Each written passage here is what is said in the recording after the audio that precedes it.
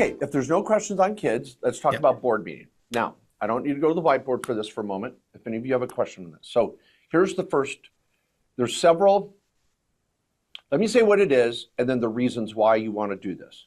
What it is when you set up an LLC or a corporation, you filed bylaws, you filed articles of organization or articles of incorporation, you have bylaws or an operating agreement, you have a corporate book, you have stock certificates, you have minutes, you have these organizational documents. Oh, some of you don't have that? You really don't have an entity. Good luck in an audit or a lawsuit.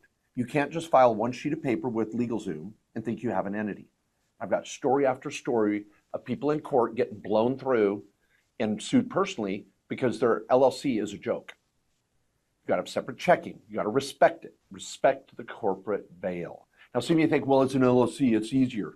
No, it's the same damn rules as a corporation. You've got to follow corporate procedure. So, now this is a good thing. Don't be sad about this. What this means is every year you're going to have an annual board meeting. This is a meeting where typically in years past, and I'll be honest, when I first got the concept of asset protection, I'd say go to dinner with yourself, have a meeting. Oh, it's going to be a great year. Here's what we did. Here's what we're going to do. And you just take that, file it away, and maintain your book. And then it dawned on me that there was the most incredible opportunity we were missing. And that is saying, oh my gosh, I can have a family office. I can have my own family board meeting. And about 10 years ago, I caught the vision. And so I would start to call my kids together and my wife, and we'd sit down and have a board meeting. Now, Patty and I, you know, it's funny. We had a board meeting 2 nights ago. I sent out a text. I said, alert, attention all. We are having a board meeting at 9 p.m. I have 2 topics to go over. And we had all the kids bounce onto a Zoom call. We went over 2 topics. One of them was coordinating the Christmas holidays. Where's everybody going? The other was a business issue. And then I said, and I had 3. And then I covered healthcare because several of the kids are applying for health insurance right now and they have questions. So I want to knock out multiple birds with one stone. So anyway, but this Christmas, we're going to have a board meeting where they're in person or in Zoom. And we're going to talk about the business. And everybody buckle up. I know this is crazy. You're going to talk about money. You're going to talk about wealth. I know. Heaven forbid. It kills me that people don't talk about money and building wealth with their families. Oh my gosh. Yeah. And this is so important. My parents took we're going to take you along with us, but they could have done, they did great. They could have done better though. They would take me to the rental properties and put me to work. When I was finally in college, he'd go, remember that rental property? And I go, oh yeah. Now, they could have done a little better in high school, teaching me what the hell I was doing. But anyway, the point is, everybody, this is a chance for you to talk about your plans, your wealth. Michael. I want to touch on this really quick because my family and I do this as well. And we do it at minimum once a quarter, but we actually are starting now to do, as often as possible, we try and do it once a month, where we literally sit down and guys, you're going to think this is stupid, but I think for those of you that know my kids, they've turned out pretty okay, right? And they're running pretty good businesses. And because of that, they're in control of their financial future, which gives them money and time freedom that you don't otherwise get. So what we do is we come together, and it's not a requirement for these meetings that Mark's talking about, but I'll tell you one of the things we do with ours is everybody brings their P&L with them, and we all hammer each other's P&L. I mean, we all go through everybody's P&L, and it's like, okay, so what do you mean you spent that on that? Are you kidding me? What a dumb expense! Like that doesn't need to be there. And hey, you're looking a little light in the marketing department. What's going on there? And so literally, guys, with putting all of our eyes on each person's business has really made a difference in each of the businesses and made it a lot easier for each of us to stay on track. The other thing that we do is we take a portion of all the money the kids make and all the money we make, right? So we have each of us owns our own businesses, right? But then what we do is, like with the kids, they get a salary out of their business and then they get 10% of the profit. Then we take the other 90% of that profit and guess where it goes? It goes into the family business that buys rental properties. And why is that? Because they don't need that much money. Okay, what we want to do is we want to set them up for their future. So we make sure that money is going into hard assets that are growing over time, which is a great move if you want to build generational wealth. Anyway, Mark, I didn't mean to get too sidetracked from the family board meeting, but guys, I can't stress enough how important talking about money with your Yes, kids is. absolutely, absolutely. Yeah. Now, some of you, now this is important. Some of you are like, I don't have kids. I'm Mhm. not married. I'm estranged from my children. Um, I've never had that family unit. Okay, this is, and I apologize for not saying this sooner because I didn't mean to exclude you from this conversation. Think of who you would invite to your Thanksgiving dinner. That's your board. Mhm. Is it a brother or sister, best friend? Who is it that you're going to hang out with on a regular basis? That's your mastermind group. And you're going to share your dreams, your potential, your vision. Also show them what happened last year and where you're going. Get their advice, encouragement, and be held accountable. Mhm. It's crazy. So that is your board. You're going to document the process. Now, at our And Mark, really quick, for clarification too, the board doesn't have to have an ownership interest in your business. It could be a board of advisors, and they're simply giving their opinion on your business. oh, they do not own. We are not giving them ownership. Correct. Hell no, to the end. So, and no, no, no. But they're advisory level. They don't Mhm. have to be compensated. But if you do, you just justified that compensation. Um, at our company, Main Street Business Services, we have actually created a questionnaire on your iPad that goes through 20 to 30 questions so that you can answer them in the board meeting. Everybody just swipe or whatever, if they're remote, whatever, and your board meeting minutes are automatically generated by our office and put into your corporate file. You can print them out, put them in your book, you're done. Dude, send me a link to that. I know, we just launched it this year, the whole I process. can't wait to see that. It's so amazing. And I've got a little video to send you. So but again, it's really expensive, and I apologize, everybody. It's $200 per entity. I know, it's ridiculous. But you get your minutes done, we maintain you with the state, and now let's talk about why you're doing it. Not only does it create an opportunity to connect, because being an entrepreneur can be lonely. And it can feel like you have no accountability, and you need that. It's scary at first, but that's number one. Number two, in your minutes, we put in about 9 different tax IRS accountable provisions that allows you to write off home office, auto reimbursements, healthcare strategies, writing off equipment under $2,500 without depreciation. We get all these special benefits. If they're not in your minutes and you get audited, you lose those. You literally cannot do a home office reimbursement in an S Corp unless this provision is in your minutes. This is why people lose an audit, because they're not doing this. Number 3, let's say you do get in a lawsuit and you show up in court with one sheet of paper. Is that LLC going to protect you? Hell no. And so you pull out your book, here's our minutes. By doing this meeting, you're escalating and increasing your asset protection exponentially. And so the asset protection, the tax savings, and then the big one, everybody, it's a tax write-off. Because, I'm sorry, you're flying in your kids to have Christmas with you? I thought you said you had the corporation buy your board members airline tickets to come to the annual board meeting. Write-off. So dining, travel, hotel, Uber, transfers for at least 3 days. Day to get there, day for the meeting, day to get home. Can't write off 10 days in the Caymans. But we're going to write off 3 days of travel and dining for your board to meet together. And if you want to knock out 5 board meetings at once, great. You got 3 LLCs and 2 S Corps, do it at one. Oh, I know Michael's kids all have their own entity. They're going to hold their board meeting at the same time. So you take a half a day to talk about everybody's business and filling out all the paperwork. All your companies just lock down asset protection and tax benefits for the day. It's absolutely crazy. Okay, I've got several questions, and anybody else that's got questions, feel free to type them in. But I've got several questions at this point, Mark, and this is great stuff. I'm really enjoying this. Okay, so we do the meeting. What if we want to be able? Let's say we want to go skiing together while we're there, and it's going to be, instead of 3 days, it's going to be a 5-day trip. But again, the kids have their own businesses. Curious, one, can we write the skiing off as meals and entertainment like you would if you were entertaining a client, or is it not allowed to do that with board members? Okay, there's a couple of things in there. First, location. We wrote off our board meeting last year in Park City. I think you should as well. And if you need to, have your attorney show up at the board meeting for a special gift of a new, Montclair jacket or something, I could come. Oh my gosh! Oh, I'm sorry. Skiers wear Montclair, but I mean, if I need a grungy Target jacket, that's Oh my gosh, I knew you were going there. Yeah, I mean, if you're going to snowboard, I mean, I'll take an oversized coat from Walmart. But anyway, but in your board, no, we literally held our board meeting in Park City last year. Yep. We've done Jackson Hole. We've done multiple locations all over the country. So, so go wherever you want to hold the board meeting. But a business day for travel is a required meeting or 4 hours.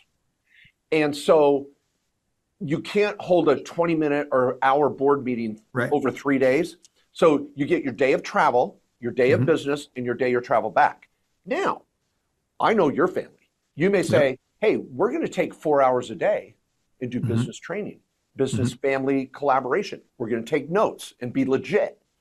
So if you were to be in Park City for 5-6 days, you're going to take off the 2 days to get there. You got your middle days, and you may say, in the mornings, we're going to meet for 2 hours, and in the evenings, we're going to meet for 2 hours. And tomorrow, we're going to talk about your business, Austin. Tomorrow, we're going to talk about mom's business here, dad's business. So you could spread that out. But if you want to do multiple days, you know you've got to have a conference, a special guest, 4 hours. So there you go.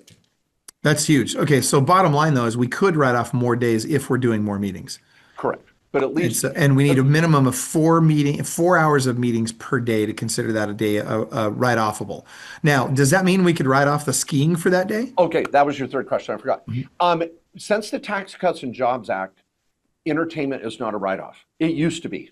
It was so beautiful. I loved it. Entertainment was a 50% deduction. Now, let's get clear here, too, people. The airfare, 100%. Uber, transfers, Airbnb, 100%.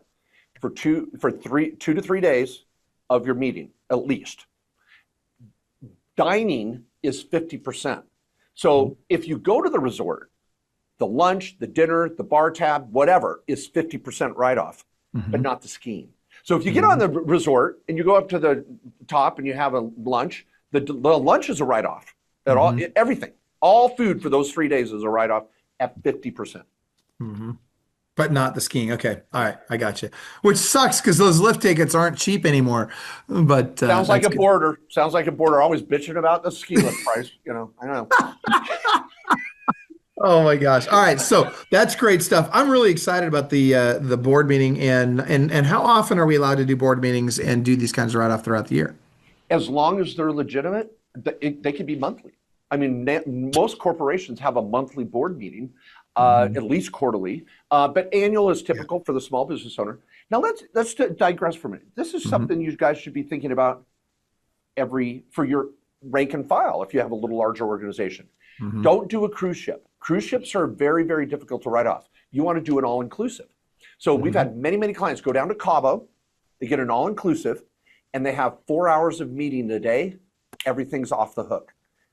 100% write-off for all the hotel and transfers and everything, 50% for the food. So when you go to do your corporate retreats, make sure you're knocking out 4 hours of training a day, and it could be your board meeting, again, depending on how expansive you make it. Okay, so here's a great question. Eric Anthony asked this one again. Eric, these are great. Guys, I love the questions. But I wish more of you guys would ask questions. This is great stuff. Eric says, well, maybe it's a dumb question, but what if the Airbnb is yours and you charge the rent? Excuse me. Well, now you're bringing up what I would call the Augusta rule.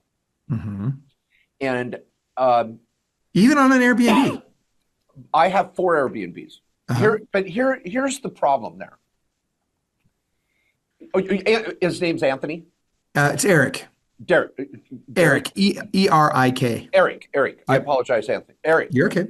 Eric, you're onto something here, and there is a strategy, but I would modify it a little.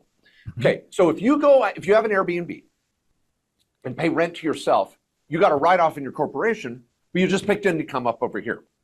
So not good. We don't want to do that.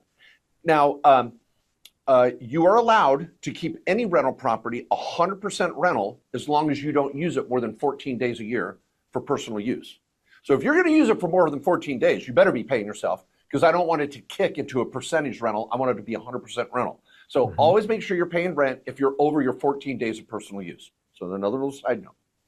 Now, let's say your corporation is going to go use this Airbnb. Well, I want to use one of those personal days, and I'm going to reimburse you for the use of that Airbnb, not as rent paid, but a reimbursement of personal use under the Augusta rule, as if it was even my own home. And I know you're very familiar with this. So what you're going to do is use the Airbnb under the 14-day exclusion as an Augusta reimbursement. So let's say your Airbnb is $500 a night with all the cleaning and all the BS, it's $2,000. All right. So now you're going to write a check from the S Corp to yourself for $2,000 for the use of the Airbnb, 100% write-off in the S Corp, zero income to you. So moral of the story, you're onto it, Eric, but don't call it rent. Call it a reimbursement under the personal use benefit of the Augusta rule. rules. Yeah. Okay. So let's make this even more complicated. This is awesome. I like this. Here's a good one. Okay. So Mark, I'm going to be your neighbor here soon. I'm looking for something in the colony there over in Park City. We're going to be spending probably $10-20 million on this house. And we're only allowed to rent it out one time per month in that neighborhood. Now, here's the deal. I'm on the road 2 weeks a month anyway, doing seminars all over the country and all this stuff. And so I've still got my personal residence in Washington. Can I make this a rental property and claim accelerated depreciation on it and still get to use it? Let's call it 1 week a month. Okay. Well, yeah, right? Well, you've got the 14-day problem. Okay. So 1 week a month is going to kick you out by the time you get to March. Yep. So I would, and if you're going to spend that much time there, I think you're going to have a hard time calling this a rental property strategy. So I would, but here's the reality that a lot of people, and I would say this to you, Michael, you say you're going to be there 1 week a month. Mm-hmm. A lot of times people, they realize that's a lot. And I would start out with the mentality of a couple things. Mm-hmm. It's going to be 100% Airbnb. But see, you're in an HOA that's causing problems. So let's just say it could be 100% Airbnb. So you've already got a problem calling it a rental anyway. That's correct. It's a HOA. But let's say it could be 100% Airbnb. Go in with that mentality, because every day you're there where you're working on the rental with a log of actual improvements and working on it, that's not a personal use day. So if you're doing a remodel, slowly but surely, you're expanding, you're doing this, lawn care, I don't know. And then you get your 14 days of personal use. You might get 30 days out of the year, which could just be plenty, and still have it 100% rental. The other thing I'm going to share, and this is, I've got to be careful saying too much because Patty gets frustrated when I tell everybody the secret. Just around the corner from Mayflower, for 10 minutes away, is what is called Heber City Midway, and I know you know this. And here is our ranch. Oh, it's blurry. But I do remember it. It is beautiful, though. Yeah. Yeah, we have a 15-acre ranch, cheaper than a condo ski in, ski out in Park City. Now, we have worked some angles to get in the know of what properties come up for sale. They never, ever hit the MLS. But if you're interested in ranch property at a 25% of the cost, there could be a huge opportunity for your family. And that's what Patty and I are doing. We're developing a ranch. We have 23 cows now. We've got horses. We're building out the property. And we are going to be a 10th of one of these monstrosities freaking on Park City. And we don't have the traffic. We've got beautiful little Midway in Heber. And it is being developed hard. Marcella, Tiger Woods Golf Course. We've got the Olympic Park locations. We've got Jordanelle, Deer Creek Reservoir, Sundance. The list goes on. The only private airport to access Park City is in Heber. It's jet after jet. It's like a freaking machine there. The problem, though, is that you can't ski in and ski out of the ranch. I'm sorry, you said, I didn't know you skied. I'm sorry, snowboard in and out of the ranch. Oh. No, if you want skiing, I fell into that one. You're not going to be, Colony is not ski in, ski out anyway. Yeah, it is. Oh, yeah, 100%. I thought the Colony was down no. in the valley. The Colony You're thinking of Promontory. Well, yeah, or just city limit, yeah. Or red Well, if you want ledges or, ski and ski out. oh yeah, it's got to be ski You and got ski out. yeah. Yeah. Or snowboard in, snowboard out. Anyway, that being said, what I'm hearing though is if it's, forget the homeowner association issue. The other issue that we have, and Eric, you're facing the same issue, is that you've got to, unless you can justify, hey, I'm doing work on this property every time I'm there, I'm going to have a hard time taking advantage of, that 14-day Augusta rule, because I'm going to be well beyond that usage. And so it's going to be difficult to write that off that way. Yeah. We actually have an Airbnb in Heber now and the ranch. So when family shows up, they stay at the Airbnb. And while we're building the ranch, we can stay there and work on the Airbnb. So we've coupled the two. Let the Airbnb pay the mortgage on your personal residence. Okay. All right. I was hoping I was going to get, yeah, Michael, it's going to be totally fine. You can totally call your, big house a rental property and get, and so the big thing I was after is the accelerated depreciation. That's really what I want. It's tricky. And so, okay. All right. So that's not going to happen. All right. So, time permit, do you have enough time to just give us the HRA real quick? Can we go over that? Yeah. The last thing is healthcare. And I'll just say this too, the first year, okay, I'll give you one other loophole. I'm sorry. I thought you bought a rental property that was exclusively a rental property in 2026. And you cost segged it and took the depreciation, and then things happened and you decided to use it personally more in 2027 moving forward. That depreciation is now locked in, taken, and you have a built-in gain, but now your personal use in 27 does not affect the depreciation you took in 26. So they don't make you go adjust that after the fact. You have to recapture it. What the see? Okay, so that I mean that could be between a $4 and an $8 million deduction right there. So, dude, you just literally on this call. I'm just. Yeah, I mean, hold on. Let's because got to take out the land value. But let's say it's a $15 million house, right? I mean, let's just for easy numbers, let's go 15 million, and we're gonna subtract 20%. That puts me at 12 million. And so I'm taking of that times 40%.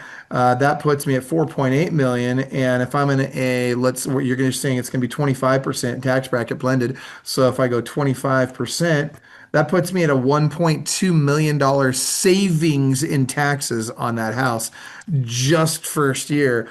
Bro, sign me up. Yes, and I know Park City very well, even though I didn't know the colony, but what I mean from Park City, knowing it well, Park City is very, very privy to which areas you could Airbnb the hell out of this and which ones you can't. So that's going to be your biggest hurdle, is finding a property, because you got to go hard that first year as a rental so you don't get the audit risk of taking that massive depreciation. Okay, then here's another question. This is a big one.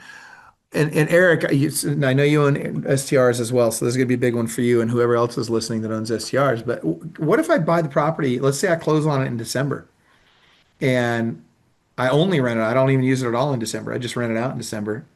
Well, see, on the issue of this non-recapture, and I know this sounds odd, but the word intention comes into play. Gotcha, got it. See, as you know, with 1031 exchanges, your intention. So in December, and then you turn around, you got to show a good 12 months of rental to show the intention of what it was, and then a change of circumstance, and you're okay. But 1 month of rental is going to be a little tough. Okay, this is interesting. So I might still be okay though if I rent it out. Let's say I rent it out for a week or two at a time, and I don't use it that first year, or I use it very little that first year. Then we might be okay. You got some options. Yeah. All right, we'll talk more when we get that far. Okay, so Club Wealth is the only coaching company on the planet that will literally guarantee that you will double your income or make at least an extra $100,000 your first year coaching with us, or we will give you 100% of your investment back. Click the link below, sign up for the appropriate tier level, and let's get you a strategy session today. And I promise you, I 100% guarantee you, promise you that you will walk away with a heart full of gratitude for the time that we took for you, because you got so much value out of that call. Schedule your strategy session today. I promise you'll be glad you did.